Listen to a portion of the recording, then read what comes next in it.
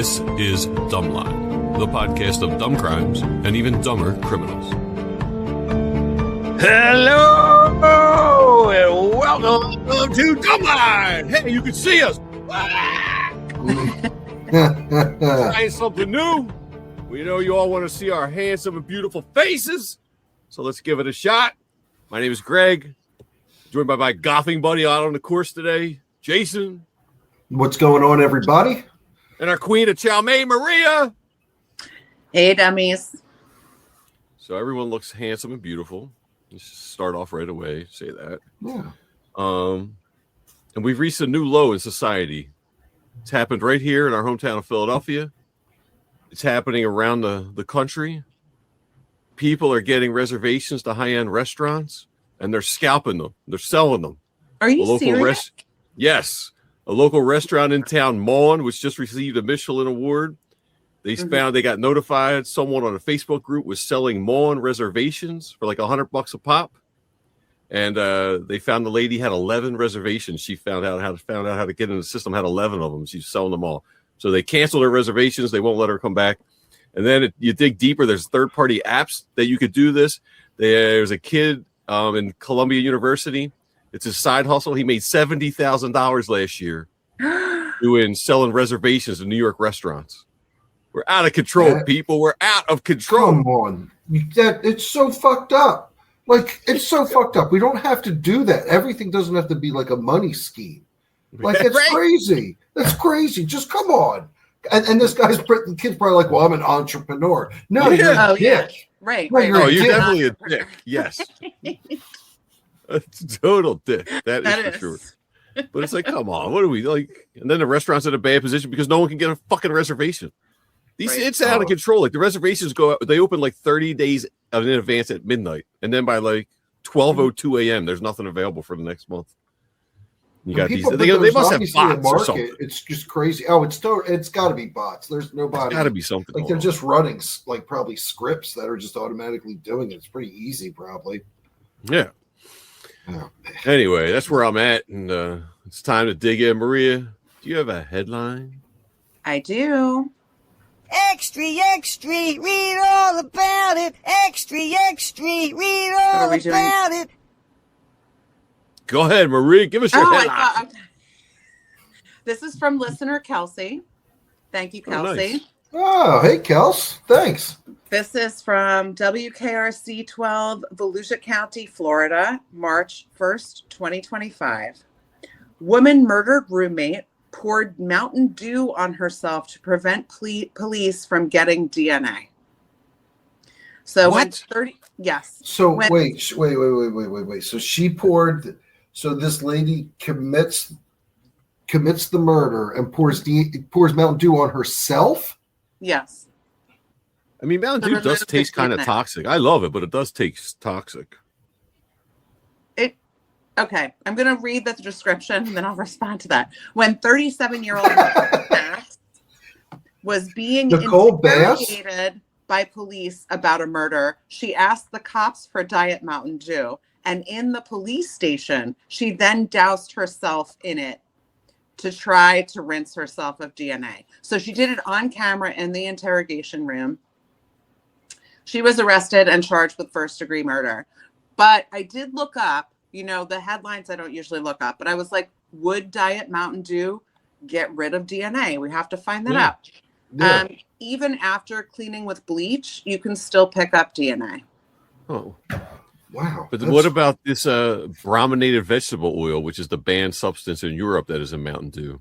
Does brominated vegetable oil remove DNA? I would think not. All right. You can still pick it up after 30 years. You can probably still pick it up after a Diet Mountain Dew or vegetable oil. It's 30 years it stays around for? It can. I mean, if it's a decent enough sample, yes. It can't. Not every DNA sample would last that long, but yes, you can test things from years ago, and the Golden State Killer was caught years later. I don't know. It's amazing. So Diet Mountain Dew while you're on desperation. I guess that's she asked for someone to get her a Diet Mountain Dew. Yeah, she asked a cop to get her the Mountain Dew, and then she. It's great that she specifically asked that. What if they brought her like a Sprite? She was like, I can't do like Sprite doesn't do it. This? Yeah, what am I supposed to do with this? This isn't cleaning anything. And there's no way I'm using Diet Mountain Dew if I was going to do that too. Like, you got to go full strength Mountain Dew. I also love that. Strength, the high fructose corn syrup. Yeah, you need the high fructose corn syrup, like that's 70 grams of sugar that's in that thing. You need that scrubbing the DNA off.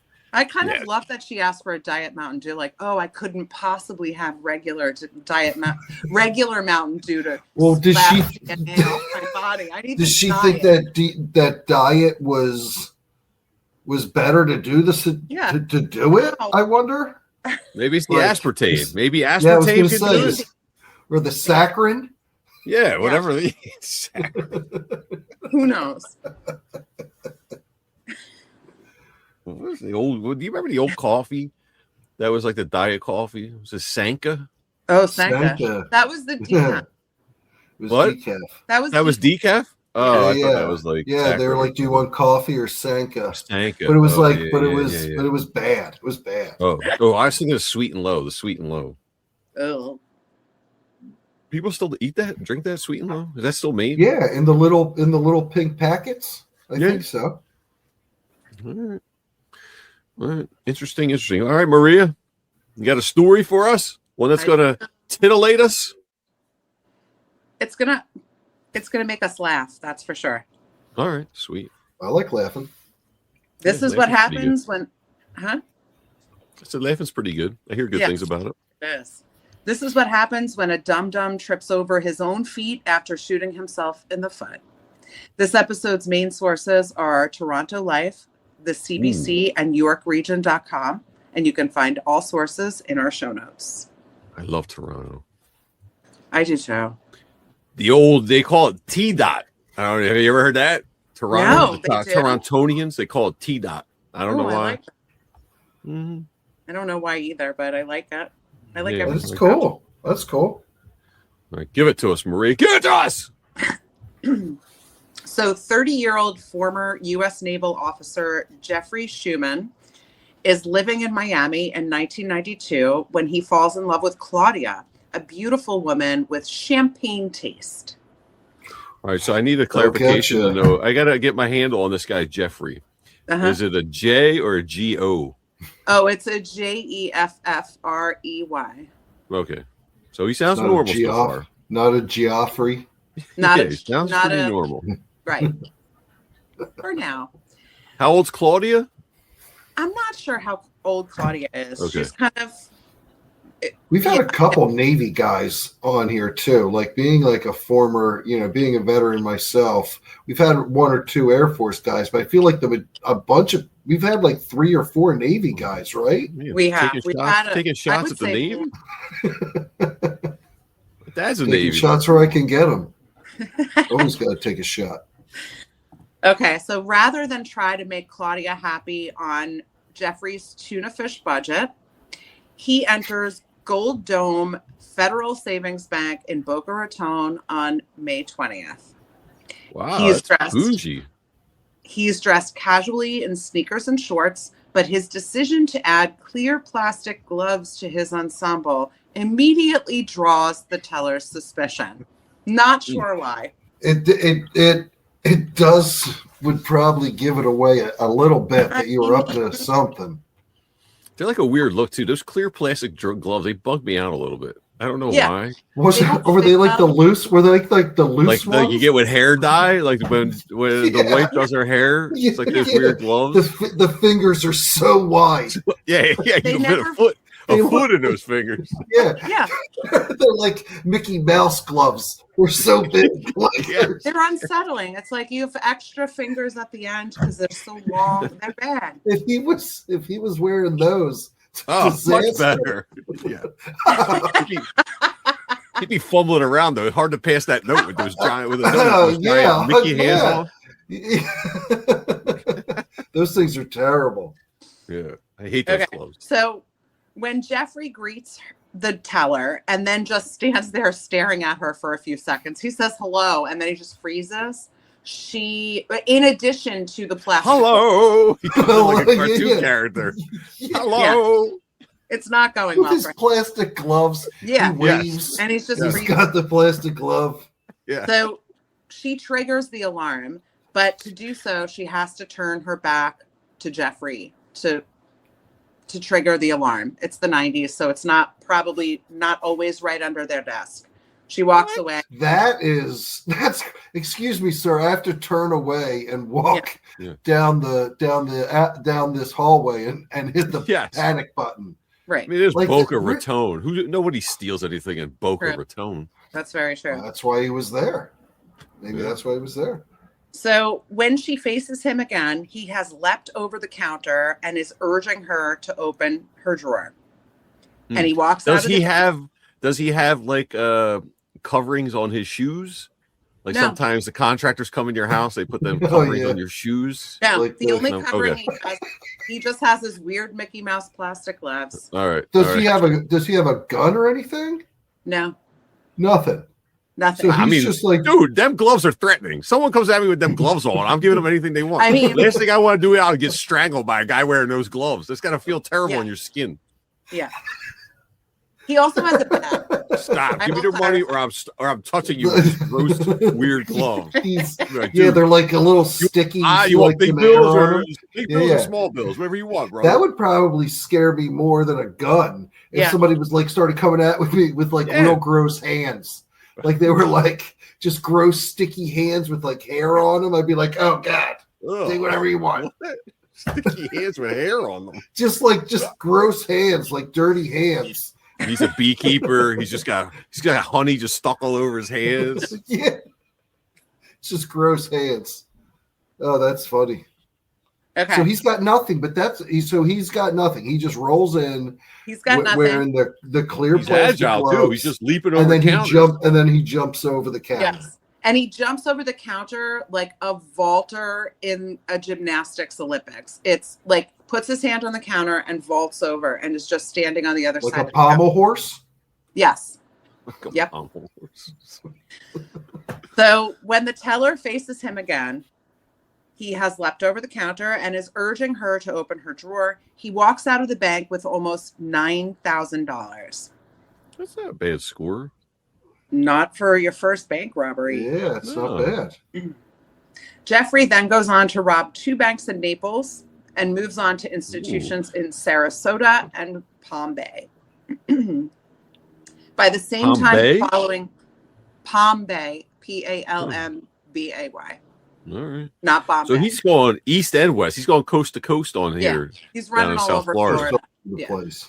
He goes from the Atlantic side of Boca to the Gulf of America side. So what's his girl doing? I'm sorry, did you just say the Gulf of America? Yeah, man. That's what it's called. No. Come on, that's what all us boomers are calling it these days. So what's his girl doing while he's driving all over Florida robbing banks? She is living her champagne dreams. She is just living the life. So he's just throwing around cash. Yeah. And she has no idea. Who is this guy? Jeffrey Sherman? Jeffrey Schuman. Schuman.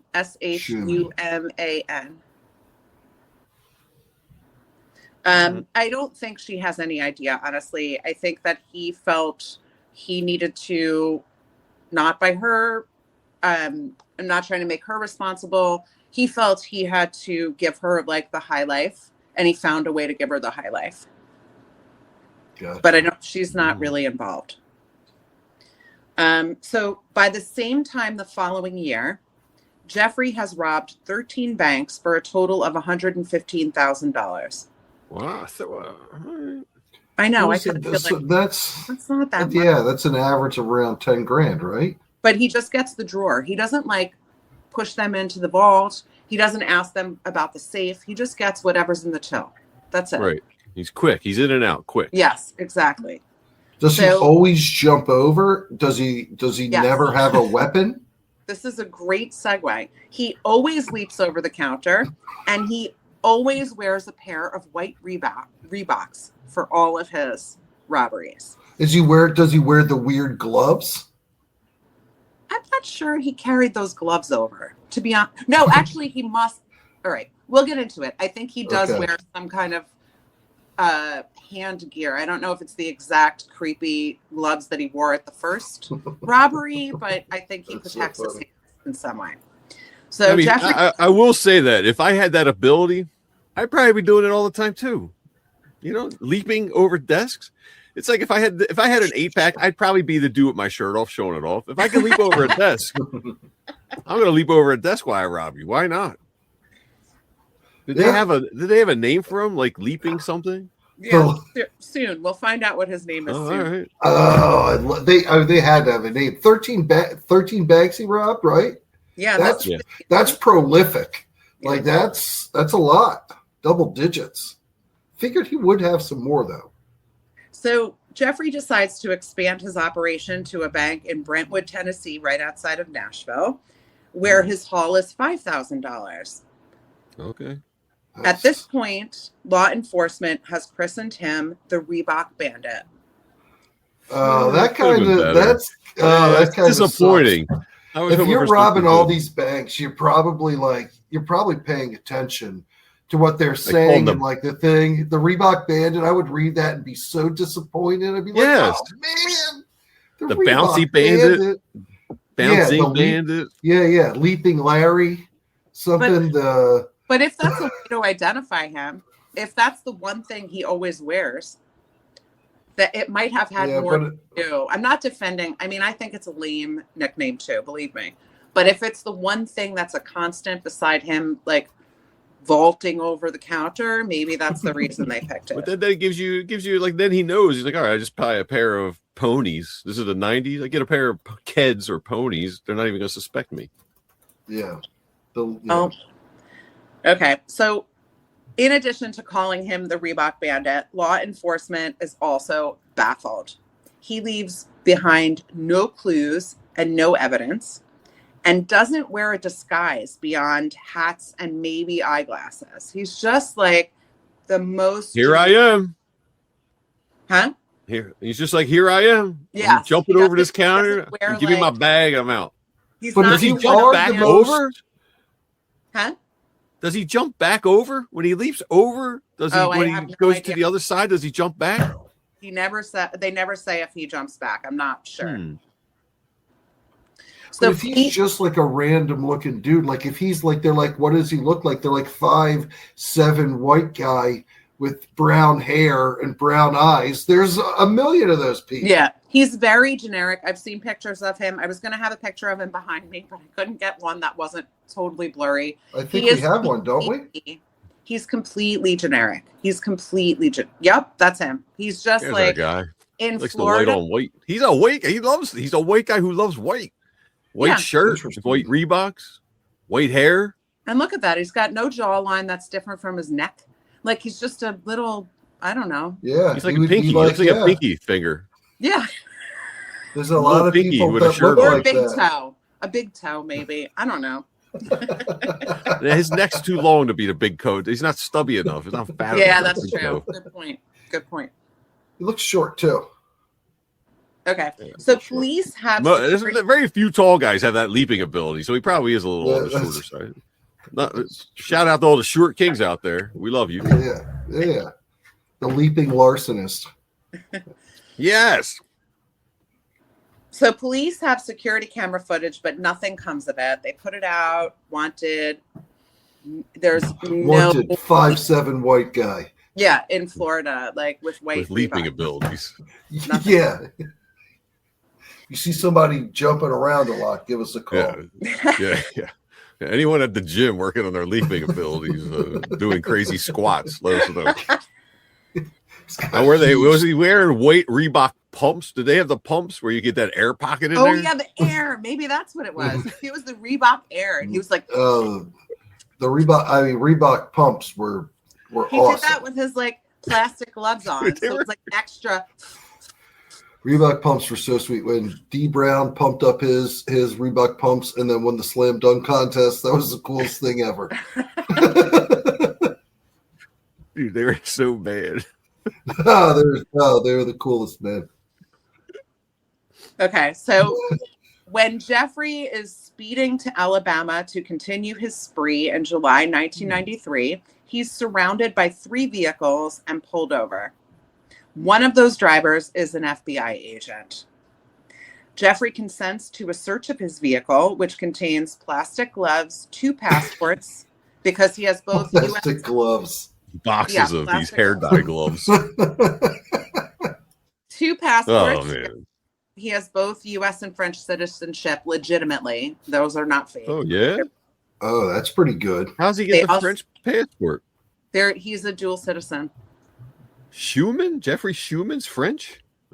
Yes. Well, we don't know if that's really... I don't have any other name for him. We don't know if that's really his name or if it's a name he adopted for his American past. Like, I'm not sure what the origins of his name are. But yes, he has legitimate French and U.S. citizenship. They also find pepper spray, a police scanner, hats, an air gun, and maps decorated with circled shopping centers in the South.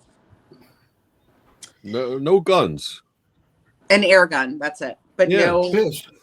So this guy, like he's not doesn't seem like a violent guy. He's just it just sucks. This woman is making him like he just wants to keep his girl happy, and he's out there robbing banks for her. Yep. It's wild.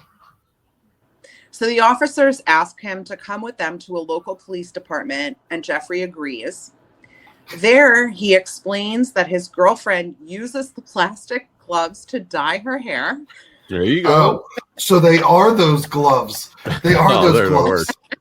They are the worst. Oh, they're so bad. Yeah, if you ever had back in the day, like you would go. Sometimes if you go into a deli counter, they would put those gloves on. Yes. Like, just throw the meat out. I don't want it. Just throw it out. They were so loose. Yeah. They were the loosest. Yeah, they were made for nobody. They were like universal, but made for nobody. Yes. So he also explains that the maps are related to businesses he invests in, and the police scanner entertains him while he's driving. So that's just be like, awesome. Let's go to some of your investment. Let's go and check out some of your investment properties. Yeah. They'd probably go to one. They'd be like, who is this guy? Investor? Who is this guy? What'd you say, Greg? Hey, come on! I'm wearing Adidas. What do we think I am here? I'm wearing Adidas. Yeah. He was a Reebok guy, I heard. Yes, exactly.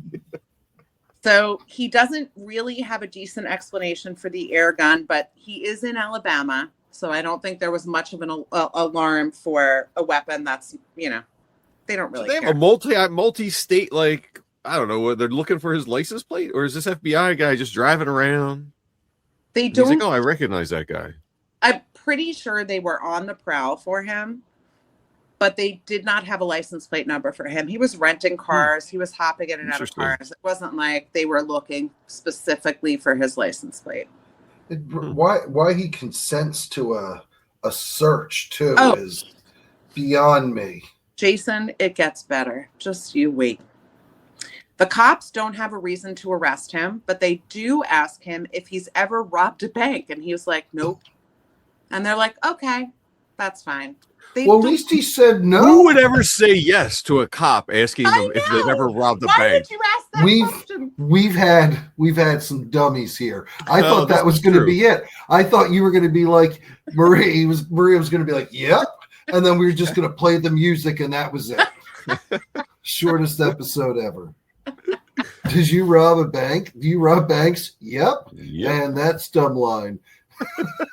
Well, see you next time. He does consent to being fingerprinted and photographed. Wow. But walks away. Fingerprint him all you want. He's wearing these gloves. He knows that he ain't got his print. Oh, he still has them on. He's like, I'm sorry, this isn't going to be very clear. Boop, boop.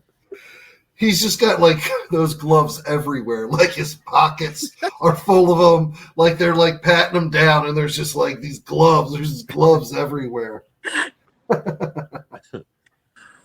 So he walks away with nothing more than a speeding ticket. They can't arrest him for anything. They have no proof. They give him a speeding ticket, but the police begin looking into him. And eventually, numerous robbery witnesses positively ID him as the Reebok Bandit in photo lineups.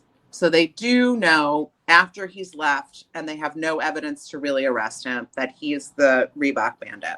So they have like a hunch, and so once they get his picture and stuff, they show it to like witnesses, and they're like, "Yeah, that's him." Do they have a hunch, or do they have like plastic gloves and a police scanner and a map? Yeah. I mean, those plastic gloves. Why would you have? Listen, we're talking 1990. We're not talking 1890 with sketches. They don't have a picture of him like faxed to them. No. They'd be like, "Oh, this is our dude. Look, we can see it." Oh, the cameras back then were shitty. Really? I mean, really? Yeah, they were terrible cameras. There's horrible cameras now. All right. Those cameras back then, they weren't even probably color. They were just like blobs, like gray blobs. So when Jeffrey returns to Miami on July 24th, he's arrested by the FBI when he returns the rental car he was driving in Alabama. So they had his license plate in Alabama. They had the IDs of witnesses. They arrest him. Was he driving fancy cars? No, it was like a Plymouth something or other. It wasn't anything fancy. So when he's going, he's doing all of these like robberies. Is he giving his girlfriend like the money? Is he like taking like vacations in between so they could like spend the money? Or is he like Western Union money? Yeah, it seems like he's just like on the road with them. Free now. She's not on the road with him. I do think that when he was in Florida, he was doing these cash grabs and then acting as if he was a land developer in Florida. So he was just pretending he had this life. They were spending that money. I don't really no indication that she was in any way involved in this at all. So she just thinks he's going to work and he's just going to rob a bank. Then coming home. Yeah, I gotcha. Okay. Right. Okay. Because I was like, how is she just like, he's just coming home with cash and it's just like, or whatever. It's just like, all right, let's do this. Yeah. Jeffrey, why do you have all these gloves? I was going to help you. Count all my cash. You see how much cash I'm bringing home? I'm using it to count my cash. I'm always counting cash. So dirty. It's so dirty. So Jeffrey, when he's arrested by the FBI, he pleads guilty in 1994 and is sentenced to 12 years. But he's paroled after serving 9. But when he's paroled, he opts to go to France instead of serving parole. So does he get to? So what does he have to give all that money back? Like, is there a restitution? Like, how does that work? Or does he just serve the 9 years and everybody that he kind of stole from is just like, He probably had restitution, but I also think that in the early to mid 90s, restitution probably doesn't mean what it does now. I feel like now we have this like, oh yes, there's restitution. I don't think that was necessarily the case for many years in the court system. It was just you go to jail and you're screwed and you don't pay people back. There's no record that I've seen that he paid back restitution at that point. Oh man, so would you trade 9 years in jail for that kind of sucks. That's a bad trade. Mm-hmm. It's only $10,000 a year for jail. Right. So what happens when he goes over to France? Do they extradite him back, or is he just allowed, because he's a citizen, just allowed to go over there?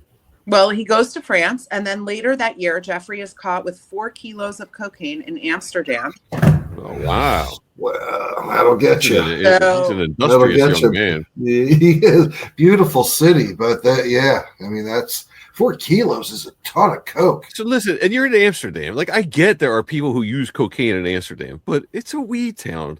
Like, they're usually different markets, demographics that you're selling to. I don't know if I'm gonna have all this cocaine. I don't know how to be in Amsterdam with it.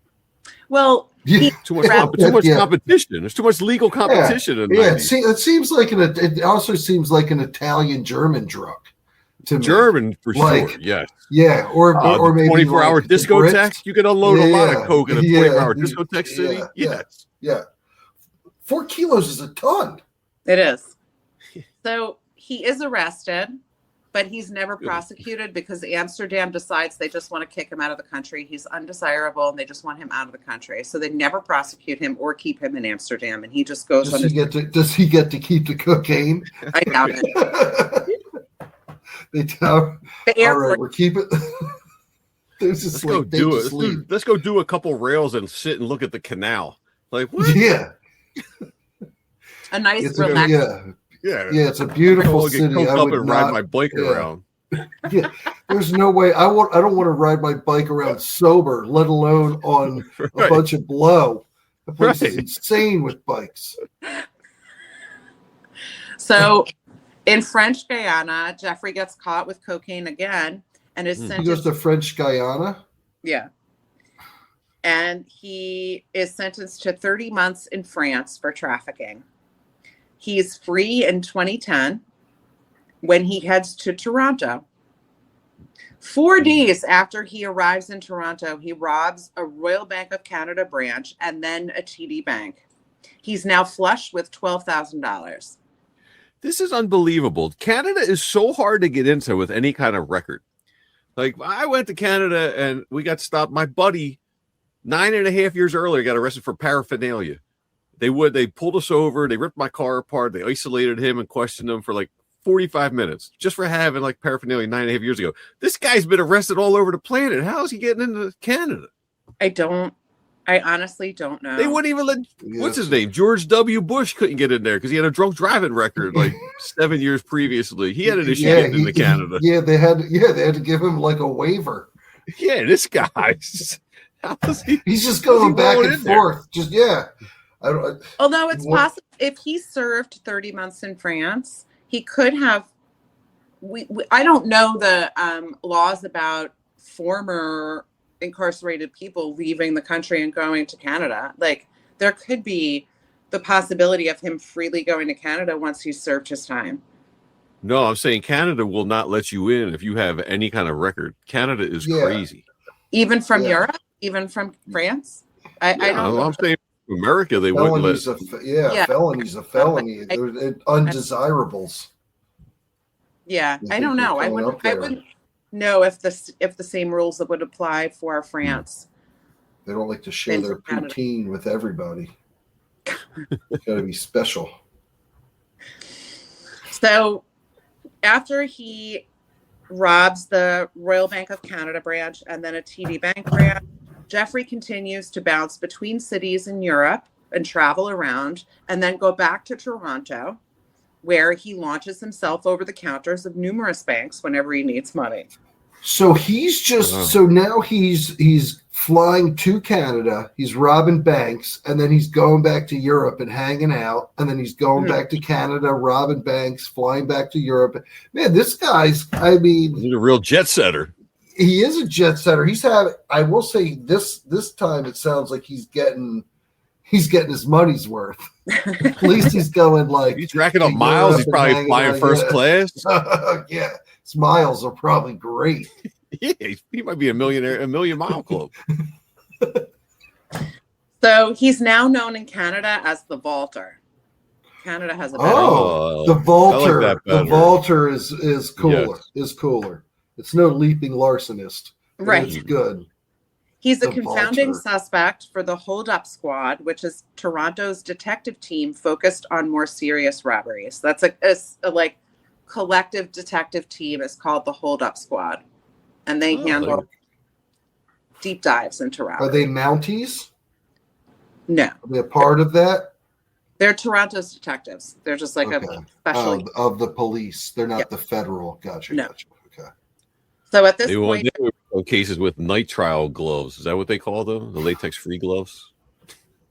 Yeah. I don't know. Yeah, you're right. It is. So at this point, Jeffrey has racked up nearly 20 Canadian bank jobs. Wow. And here comes the dumb.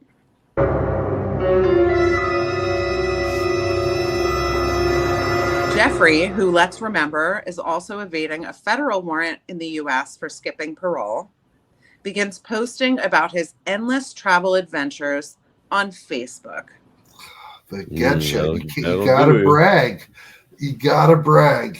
Moly. When he needs money again in 2015, Jeffrey heads to Toronto and stakes out a TD Bank in Mississauga. Dressed as a construction worker, complete with a clipboard and pen, Jeffrey... Does he check in on Facebook? Not well, but he will later. We'll find out. Jeffrey enters the bank early on the morning of May 8th. He shows employees the gun he's hiding behind his clipboard. He confiscates their phones and forces them to open a safe. After locating, he's escalated now. It's a safe. He's shifted to like, if I come in the early morning and only sort of corral the employees, I can get so much more than if I did this vaulting over the counter. So he tries this other thing. I think this is the first time he tries it. He takes them back to the vault. He locates trackers in the stacks of money he gains access to and has the tellers point out the die packs within the money. So for anybody who doesn't know, there are certain stacks of money in a bank where if a robber comes in, they give them these die packs. And once they open them, there's permanent die everywhere and this person can't get away. So he makes them identify where the die packs are. Jeffrey still doesn't have a gun. Still doesn't have a weapon though, right? He has a weapon with him that he shows them when he forces them to go into the vault. Okay. What's the weapon? It ends up being a Pelican. It's not okay. It's that airsoft gun. Gotcha. So he makes off with $300,000.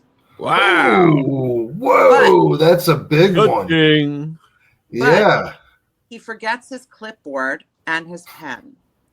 And while he staked out the bank, he was chewing on that pen the whole time.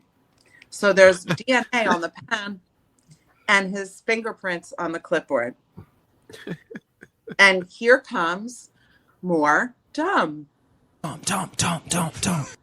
When Jeffrey realizes he's left evidence behind, he runs back into the bank, bangs on the vault, and asks the employees to let him back in. Hey, he's got to get that clipboard. That's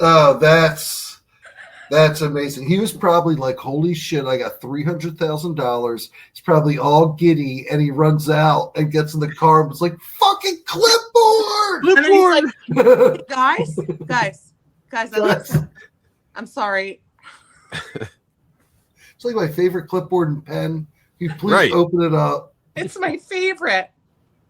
It's got my DNA all over it. Yeah. I need that DNA-soaked pen, please. So, of course, the employees are like, nah, no, we're not letting you in. You're fucked. I could, if the employees opened it up again, I would have been like, come on. This would have been a totally Dumbline. I would have been like, the victims are Dumbline. If they let him back, it would have been flip-flop. So Jeffrey still gets away before police arrive. Wow. And the fingerprint and DNA he left behind doesn't match anyone in the country's criminal database. So finally, a holdup squad officer is so frustrated, he calls a friend of his at the Department of Homeland Security. And the department connects the two cases and gives the holdup squad Jeffrey's full name.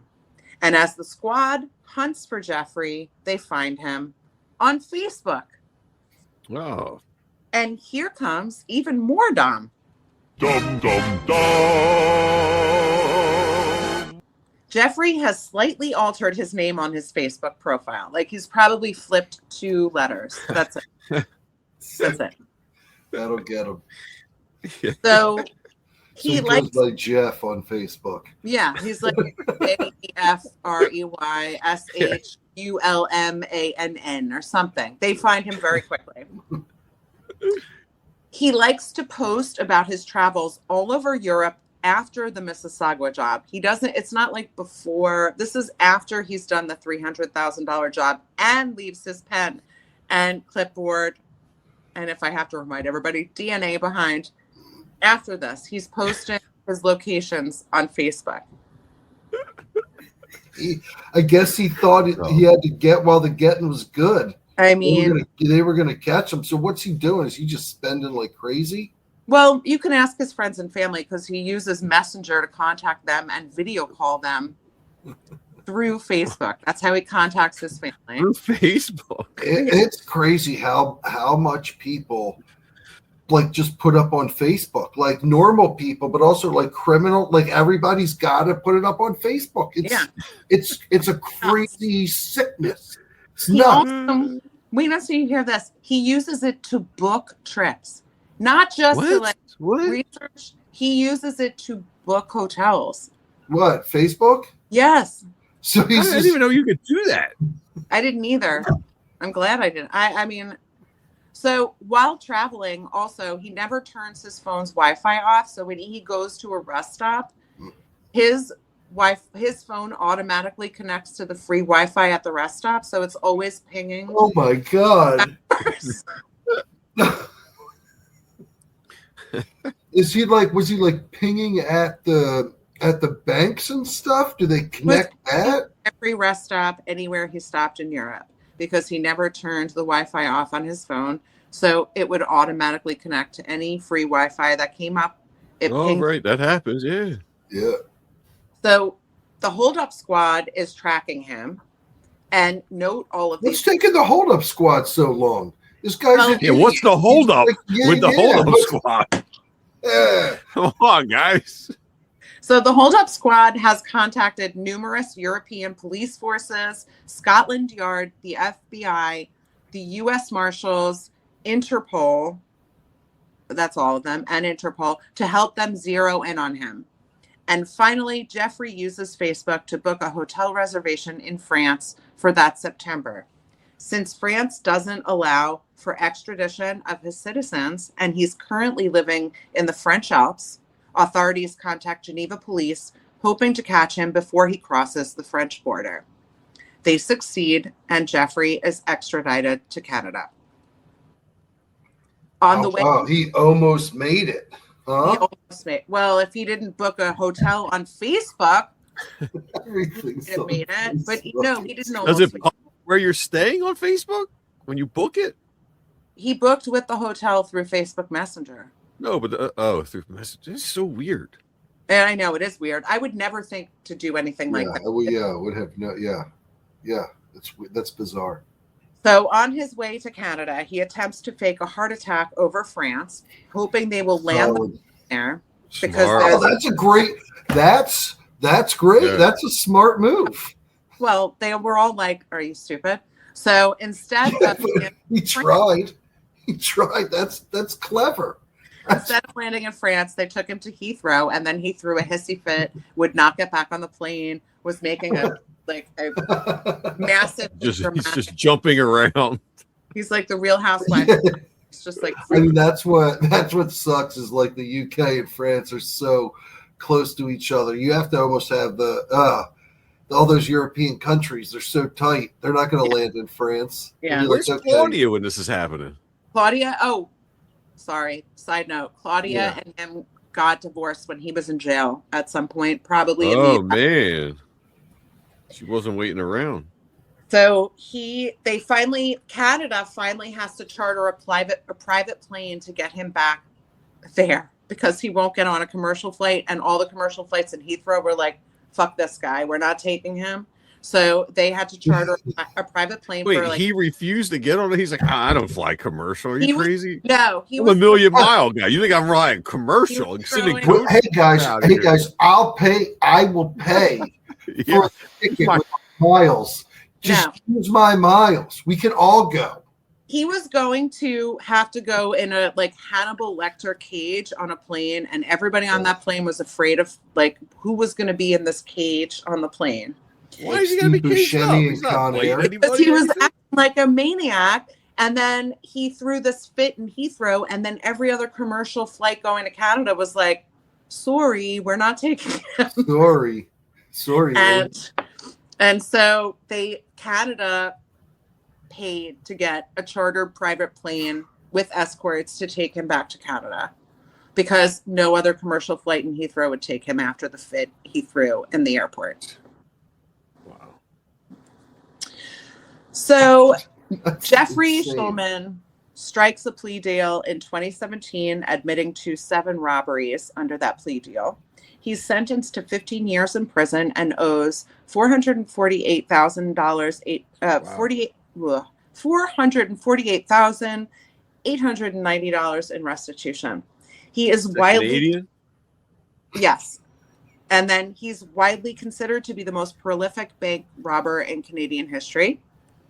Jeffrey was due for release in September 2025 when he should have been deported to France. I could not find any information about him being deported. I'm assuming he was. But you can probably find him on Facebook if you slightly misspell his name.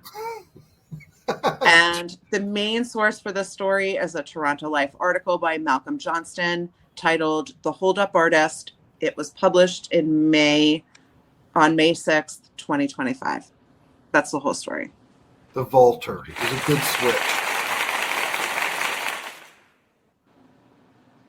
There he is, dude. I found this picture of him on top of it. Yeah, he's on the desk. There he is. Oh man, he doesn't have He's gloves got like a high on. bet. They're white Reeboks, I think. He doesn't have gloves on. No, he doesn't have gloves on. No, maybe he stopped doing it. I mean, Look at the lady. The lady's like cowering, like, what the fuck? Yeah, the She's got her hand up. Vaulter. It does have to be quite startling if somebody jumps over on that. You probably like, oh shit, you know? Yeah, totally. Yeah. It's completely completely disarming. Like if that person blinks and you can jump over the desk, that is like going to completely throw them off their game. Yeah, Yeah, for those listening at home, I mean, we're trying to work this so we'll be on YouTube and you'll be able to see the graphics that we put up. Make it a little more fun, a little more interesting, a little more 20th century, 21st century. Yeah, for more 19th century. We're gonna try. Yeah. I mean, you got. Please bear with us. But this is we would love to go live too, if there's an opportunity to do that. So stay tuned for that as well. Yeah. I will say my favorite part of this whole thing was him saying, "Can you guys let me back in?" Like that is that's the stupidest thing I've ever. Well, maybe not. One of the stupidest things I've ever heard. And he's got no mask on or anything. Like he's just like, hey, man, that's ballsy. That's ballsy.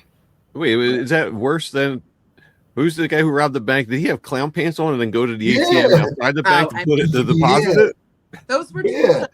There was a guy who like robbed the bank and then tried to put it in the ATM outside, and there was clown pants who then tried to rob another place with the clown pants on. So those two, stupid. The guys who tried to flood Nashville are probably the dumbest ever. But this guy with the knock, let me back in is very close. We need to have Dumbline Awards. The Dumbline Award show, wouldn't you? I mean, we're getting close to 100 create the awards. I'll show up. Yeah, we're getting close to the 100th episode, so maybe we have a 100th episode. 100th episode. Award spectacular. For the 100th episode, Marie is actually going to commit a crime. Yeah, she is. She's going to commit a true crime live. Yes. We're all going to be live. We're just going to watch and talk about it like football analysts. She's all wrong. The way she's approaching this bank is all wrong. I'm going to try and hop over the counter. Did you see her browsing history? She left her browser history. She didn't clean out the cache. Yeah, she's doomed. No, she's doomed, Jason. She's got no chance at this one. Yeah, she's got no chance. She will commit some sort of felony. We're going to have bets on what felony it'll be. We'll have live bets. Yeah, so we'll have a whole sort of thing. It'll be great. It'll be great. DraftKings, come on. Come on, DraftKings. Man, we do. Yeah, the 100. That wouldn't be a bad 100th episode to have the Dumbline Awards. That's not bad. Yeah. Well, if people want to pay attention to that and find out about it, where do they learn about stuff like that, Jason? Oh, that's a great question, Greg. You can find us on TikTok, Facebook, Instagram, all those fun places. We do post on YouTube, but obviously now that we're using this kind of format, we will be posting this on YouTube moving forward. So please interact there. We'll be interacting with comments, and like I was saying earlier, we would love to try a live format and just have people be able to join and, I mean, see what kind of shit show happens there. I have no idea, but it could be fun. So stay tuned for all of this new exciting stuff in 2026. Now, if you don't want to be a dork stuck behind the curve, go to YouTube and like it, put on notifications so you know when something new drops or when we pop on live. We can all chat. We can interact with people. We're getting there. Frying. All right, it's time for everyone's favorite segment. Get to know Maria. Get to know her. All right, Maria.